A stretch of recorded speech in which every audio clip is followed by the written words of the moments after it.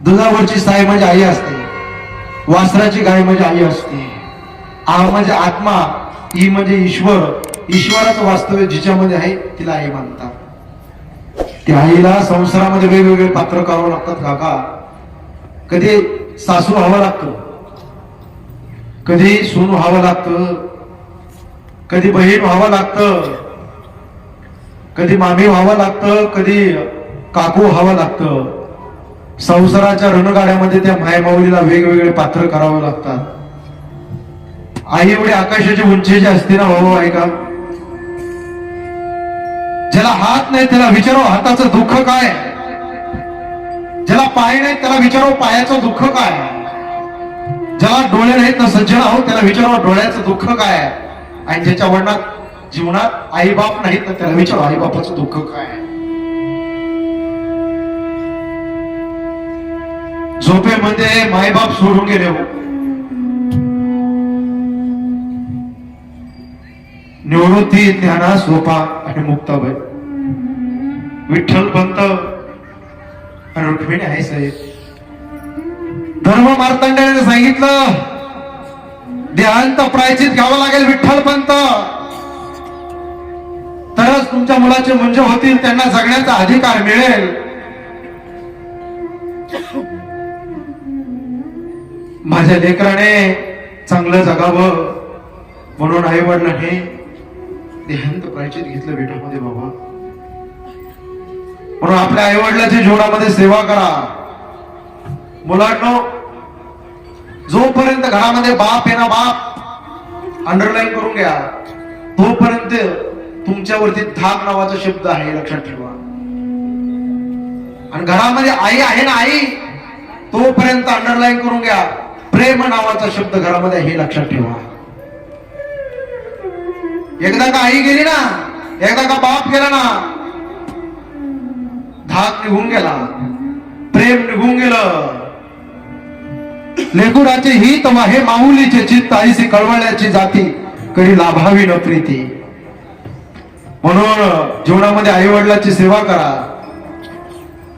आईचा सगळ्यात जास्त जीव आपल्या मुलीमध्ये असतो. मुलगी आणि आई दिसायला वेगळे जरी असले तर त्यांचं धड मात्र एक असतं बघा. बापाचं मुलीचं काय कमी नातं आहे का? माझा व्हिडिओ फार व्हायरल झाला, 7 मिलियनच्या पुढे माझा व्हिडिओ गेलाय काका. बाप आणि मुलीचं नातं काय असतो? तुम्ही लहान होतात मुलींनो, तुम्ही चालायला लागला आणि चालता चालता तुम्ही पडायच्या, तुमच्या बापाला खूप आनंद व्हायचा. एका डोळ्यामध्ये आनंद आणि एका डोळ्यामध्ये पाणी आहे. एका दिवशी बाजारात तुमच्या बापाने बूट आणला, तो बूट वाजत होता आणि वाजणारा बूट पाहून तुमच्या बापाच्या डोळ्यामध्ये एक आनंद आणि एका डोळ्यामध्ये आसू येत होते. काचेच्या भांड्याप्रमाणे त्या बापाने लहानपणापासून सांभाळलं मुलीनो तुम्हाला. तुमचा रक्ताचा भाऊ नसेल तर धर्माचा भाऊ या नात्याने मी तुम्हाला सांगतो, शाळेमध्ये जाता आलं तर जा, नाही तर जाऊ नका. कॉलेजला जाता आलं तर जा, नाही तर जाऊ नका. नोकरी जॉब करता आली तर करा, नाही तर करू नका. पण बसलेल्या ईश्वरा समान बापाची मान या समाजामध्ये खाली होईल असं कधी पाऊल तुम्ही आयुष्यात कधी टाकू नका. लय बाप संगोपन करतो लहानपणापासून, तर हाताच्या बोडाप्रमाणे सांभाळतो. हा पेन आहे माझा. मी बँकेमध्ये जर गेलो ना महाराज माधव बाबा, मला जर कोणी पेन मागितलं ना सर, मी दोनदा विचार करतो परत माणूस देईल का नाही. पण बसलेला तो पहाडासारखा बाप एका क्षणात मुलीचं कन्यादान करून टाकतो. ढसत ढसत त्याच्या डोळ्यामध्ये पाणी येतं. गुराढोरासारखा तो बाप रडत असतो. पायरीने जसा घाव घालावा जमिनीमध्ये तसा घाव त्या बापाच्या हृदयामध्ये जातो आणि तो बाप ढसा ढसा गुराढोरासारखा रडतो. गावातले लोक म्हटले मुलीचं लग्न खूप आनंदात थाटामाटात केलं हो तुम्ही. बाप म्हणला पैसे जाऊन द्या साहेब, पैसे जाऊन द्या, पण आज माझी मुलगी सुखात आहे ना, यापेक्षा तिच्या बापाला दुसरा आनंदच नाही. बापा करता झिजणारी मुलगी असते, म्हणून आपल्या बापाची सेवा करा. बापाला दुखत आहे बापाला बीपीचा त्रास आहे, बापाला चालता येत नाही, काम करून बापाला आहे, त्याचे पाय वगैरे दाबत जा, त्याची सेवा करत जा त्या बापाची जोपर्यंत आहे बापाकडं.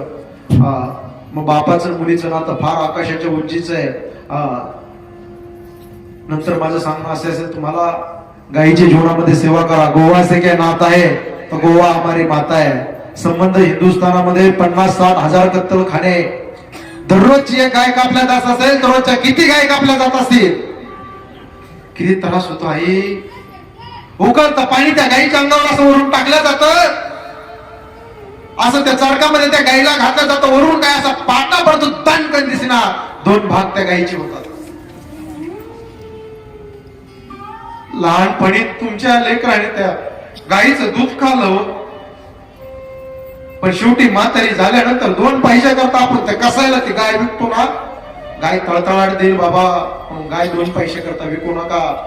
त्या गायीची सेवा करा, आई वडिलांची सेवा करा, गळ्यामध्ये पवित्र तुळशीची माळा घाला, आळंदी, पंढरपूर, त्र्यंबकेश्वर वारी करा आणि आपल्या जीवनाचं कल्याण करून घ्या.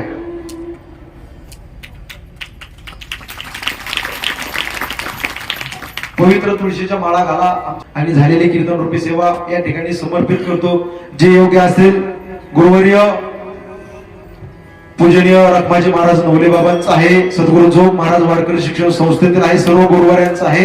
जे योग्य असेल माझ्या बुद्धीचा दोष म्हणून मला क्षमा करा, माफ करा. नमते पुरते अधिकचे सरते करून घ्यावे तुमचे विनोद असे पायाच्या प्रसादे काही बोललो विनोदे मद क्षमा करणे नो हे संत्यांग भूत व्यक्ती नो या उपदेश तुमचे बडबडले शेष तुमच्या कृपेचे पोषणे जन्मजन्मी तुका म्हणे ज्ञानेश्वर